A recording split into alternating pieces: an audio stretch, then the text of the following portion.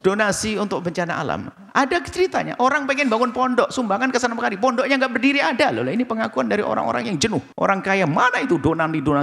Ada orang yang memang cari bantuan tapi bukan untuk disalurkan. Memang kan ada penjahat-penjahat semacam ini ada. Belum lagi ada donasi yang dicolong juga ada. Hati-hati loh ya. Jangan sampai kita memanfaatkan kesempitan orang untuk kesenangan kita. Ini zalim di atas kezaliman. Kalau Anda mencuri di hartanya orang kaya saja dosa, apalagi ini hartanya orang yang lagi butuh. Wow, ini penjahat kelas berat ini. Assalamualaikum warahmatullahi wabarakatuh, Buya. Assalamualaikum. Buya, mohon penjelasannya. Saat ini di media sosial banyak perdebatan tentang seseorang yang mengumpulkan donasi untuk korban bencana alam tanpa izin pemerintah. Lalu pemerintah menilai hal itu salah karena dianggap harus ada izin terlebih dahulu. Dalam pandangan hukum syariat, bagaimana hukumnya menggalang donasi untuk korban bencana? Apakah harus ada izin khusus atau boleh dilakukan selama amanah dan jelas penyalurannya? Mohon pencerahannya, Buya. Terima kasih. Wassalamualaikum warahmatullahi wabarakatuh. Waalaikumsalam warahmatullahi wabarakatuh. Kalau Anda mengajak orang melakukan sebuah kebaikan, termasuk menolong saudara kita yang terkena bencana, Anda berdua, sah Anda mengajak teman Anda, ngumpulin uang, Anda kirim. 3 orang boleh, 4 orang boleh. 10 orang mungkin lebih banyak lagi, sah. Karena Anda mengajak orang untuk melakukan kebaikan. Artinya, ngumpulkan donasi untuk menolong tidak harus izin pemerintah. Cuma kenapa pemerintah mengatakan yang demikian? Bisa jadi ini adalah karena satu hal yang baik. Karena apa? Mungkin banyak orang yang liar, donasi tidak nyampe. Sehingga perlu adanya izin agar terpantau. Karena suatu ketika kita pernah masuk satu kampung yang di situ banyak orang masuk Islam mu'alaf. Akhirnya setelah kita menyebut satu orang, karena yang mengenalkan nama kampung itu adalah satu orang. Setelah masuk kampung itu, tak tanya ngomong, Buya, jangan kasih uang kepada dia. Kami dijual, uang nggak pernah nyampe ke sini. Loh, berarti kan ada orang memanfaatkan kesempitan seseorang untuk kesenangan sendiri. Bisa jadi orang mengumpulkan donasi, tak taunya nggak nyampe, hanya untuk naudzubillah. Bisa jadi begitu. Makanya kalau memang pemerintah melarang, kemudian ingin menangani dengan benar, hal yang baik. Supaya tidak ada yang liar. Tapi yang serius, jangan sampai telat. Bahkan mungkin lebih dahsyat lagi. Artinya hari ini bencana, hari ini banjir, besok sudah dana terkumpulkan. Bagus, kalau maksudnya makanya kita jangan gampang suudzon kepada orang. Kita juga gampang hidup anti si ini, anti si itu, enggak. Mungkin maksudnya pemerintah adalah menghindari, mengantisipasi orang-orang yang ngambil dana banyak, tak taunya tidak sampai ke sana. Jangankan ke urusan donasi untuk bencana alam. Ada ceritanya, orang pengen bangun pondok, sumbangan ke sana kemari, pondoknya nggak berdiri ada loh. Ini pengakuan dari orang-orang yang jenuh. Orang kaya mana itu donasi. Ada orang yang memang cari bantuan tapi bukan untuk disalurkan. Memang kan ada penjahat-penjahat semacam ini ada. Belum lagi ada donasi yang dicolong juga ada. Artinya menunjukkan bahwasanya mungkin isyarat dari pemerintah bahwasanya yuk kita rapikan. Dari mulai pengambilan yang benar, penyalurannya yang benar, indah. Apalagi kalau campur tangan pemerintah, aman. Dengan catatan semuanya juga ambil. Jangan sampai ini masuk pemerintah juga ternyata nggak tertangani. Masa zakat fitrah sampai bulan haji belum keluar? Kenapa? Masih di kantor bupati. Lah ini kan kacau. Ini kan pengakuan dari orang petugas-petugas di sebuah tempat. Berarti pemerintahnya juga tidak serius dong. Kalau ini ngurusi umat. Oke, paling tidak dari dapat izin agar terpantau.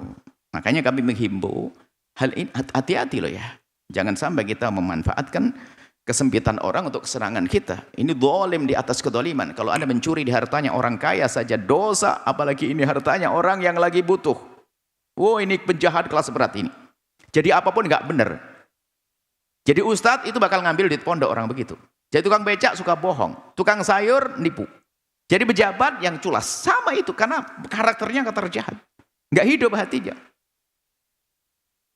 Sehingga pengumpulan dana di sini kami larang untuk mengambil operasional dari dana bantuan. Operasional dari kocek, kita siapkan dana operasional. Tidak diambilkan dari dana yang sudah masuk. Dana masuk biar utuh disalurkan. Dana operasional adalah kita ambilkan yang lain. Karena kita menjaga jangan sampai dana-dana itu terkurangi. Sehingga nanti gaya dana operasional, Masya Allah, operasionalnya gede banget. Dananya cuma 200 juta, operasional 150, habis nanti. Ini pokoknya ada kejahatan-kejahatan halus di balik sebuah perjuangan yang bohong itu. Makanya ini perlu pantauan yang jelas. Bagus, artinya kami hargai kalau ada perintah mengatakan itu, artinya isyarat bahasanya mungkin ada orang yang berbohong, bantuan tidak nyampe dan seterusnya. Ini kan bahaya yang demikian itu. Jadi sebetulnya bagi kami itu adalah seperti lentera lah untuk mengingatkan, tolonglah yang pernah mengumpulkan bantuan-bantuan, hati-hati jangan sampai tidak tersalurkan. Dan segera hari ini mereka butuhkan. Secepat mungkin untuk sampai ke sana. Dan untung-untung memang kalau Anda bisa mantau dengan benar sampai di sana, sampai tuntas, Allah. Supaya sampai di sana tidak disampaikan busuk di sana, ini tidak boleh juga.